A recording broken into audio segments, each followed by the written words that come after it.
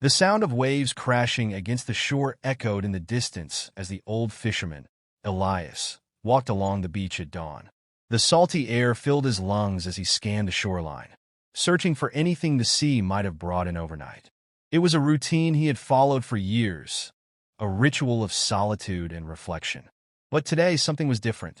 A faint whimper carried through the air, almost drowned out by the crashing tide.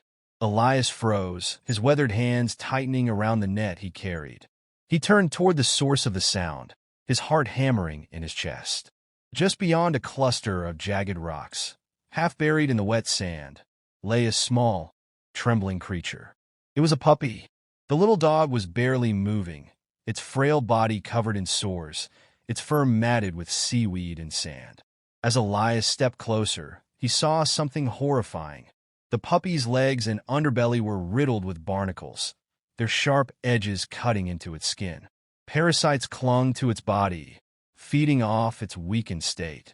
It was as if the sea had swallowed this helpless creature and then spat it back out, broken and barely alive. Elias knelt beside the puppy, his hands shaking as he reached out.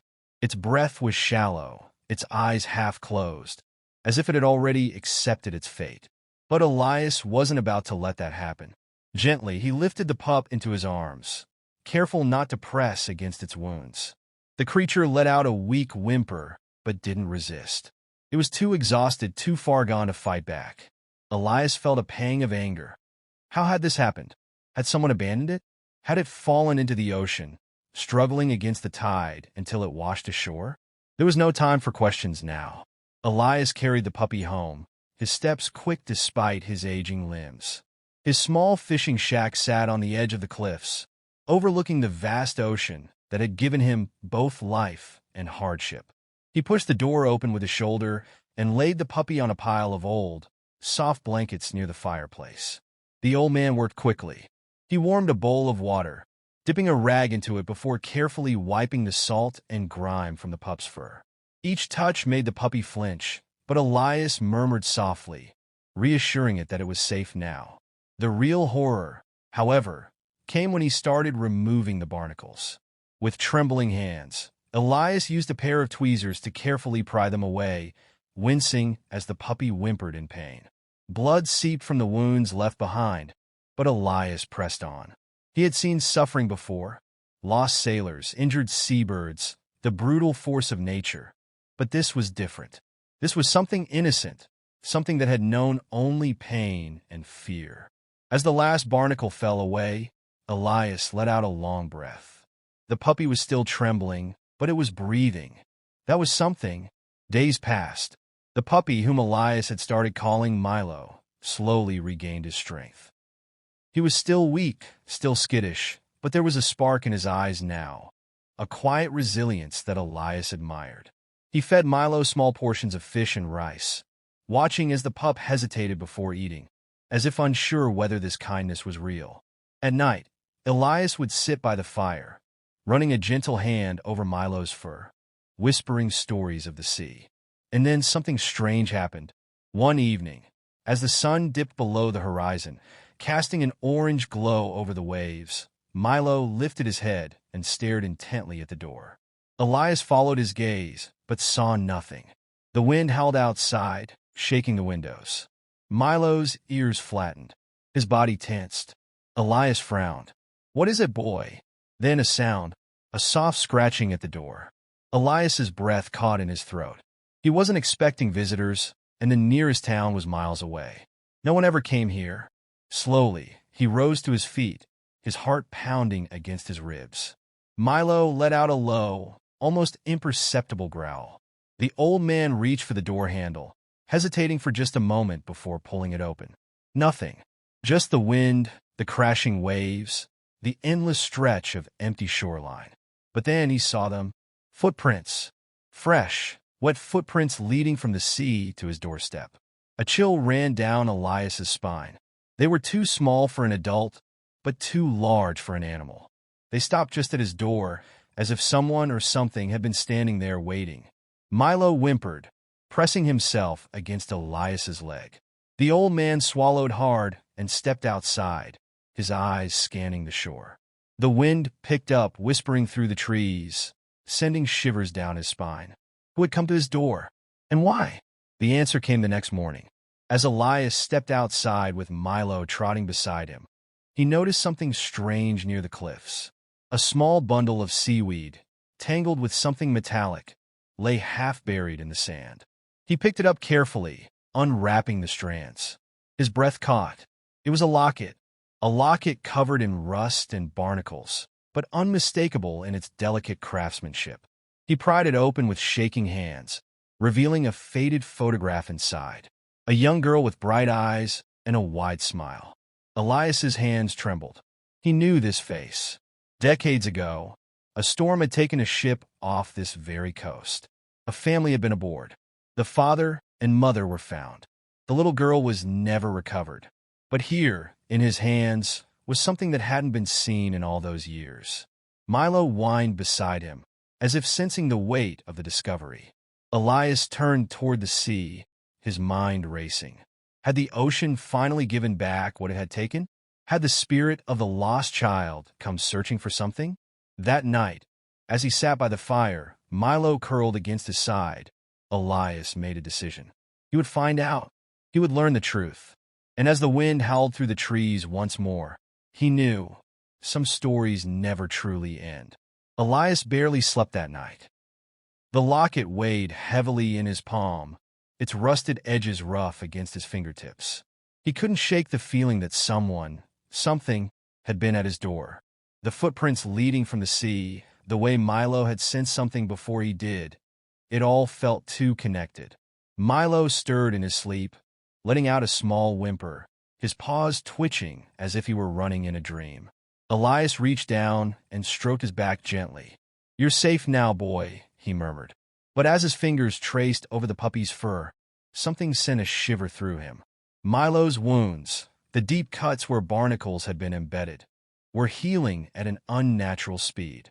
Just days ago, the flesh had been raw and torn, yet now, it looked as if weeks had passed. Even the once fresh scars were fading. Elias pulled his hand back. He had tended to countless injuries in his lifetime. He knew how wounds healed. This wasn't normal. The next morning, he decided to take the locket into town. If there was even the slightest chance it belonged to the girl lost at sea, he had to know. He gathered his things, whistling for Milo to follow. But the pup hesitated at the doorway, ears pinned back, eyes locked onto the horizon. Elias followed his gaze and felt his blood run cold. A figure stood at the water's edge, too distant to make out clearly, yet unmistakably human. A small, delicate frame, unmoving as the waves crashed at its feet. Elias's throat tightened. No one ever came to this beach. He stepped forward, calling out, but the wind swallowed his voice. Milo let out a soft whine, but didn't move. Elias took another step, and then the figure turned. A girl. Her face was obscured by tangled hair, but her eyes were locked onto his. Not with fear, not with desperation, but with something else entirely. Recognition. Elias blinked, and in that split second, she was gone, vanished, as if the sea had swallowed her whole. Milo barked suddenly, snapping Elias from his trance. He ran toward the shoreline, his boots sinking into the wet sand, but there was nothing. No footprints, no sign that anyone had been there at all, except for one thing, something glinting in the sand where she had stood. He knelt, brushing away the grains with trembling fingers. A silver charm, shaped like a seashell, the matching piece to the locket. His breath came in short gasps. This wasn't coincidence. It couldn't be. Milo nudged his hand, his dark eyes filled with something almost human, concern, understanding. Elias gripped the charm tightly. He had spent his life respecting the sea, knowing it gave and took in equal measure. But this was different. The sea had taken a child once, and now it was trying to give something back. But why? And what did it want him to do? He looked down at Milo, who stared back up at him as if waiting for the answer. Elias knew one thing for certain. He had to find out. Elias sat by the fire that night, turning the locket and charm over in his hands. The two pieces fit together perfectly, their edges aligning as if they had never been apart. The rusted locket held the girl's faded photo, but the charm, smooth, silver, and untouched by time, felt like it had only just emerged from the sea. Milo lay at his feet, but he wasn't asleep.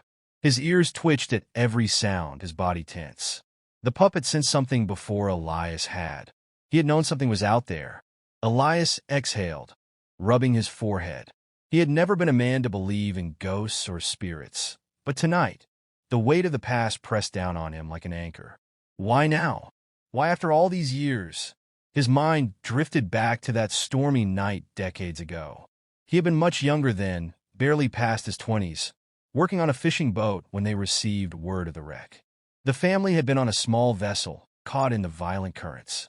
By the time help arrived, it was too late. The mother and father were recovered, but the little girl had been lost to the waves. The ocean had swallowed her whole, or so they thought. Elias stared at the charm. He wasn't sure what to believe anymore. The wind howled outside, rattling the windows. Milo lifted his head, his body rigid. Then, just like the night before, a sound, soft, distant, scratching at the door. Elias's heart pounded. He clenched his fists, forcing himself to move. Milo was already standing, his fur bristling. This time, Elias didn't hesitate. He yanked the door open. The cold night air hit him instantly, but what made his breath hitch was what he saw. Or rather, what he didn't. No one was there. No footprints in the sand. No shadowy figure. Just the endless, rolling sea beneath the moonlight.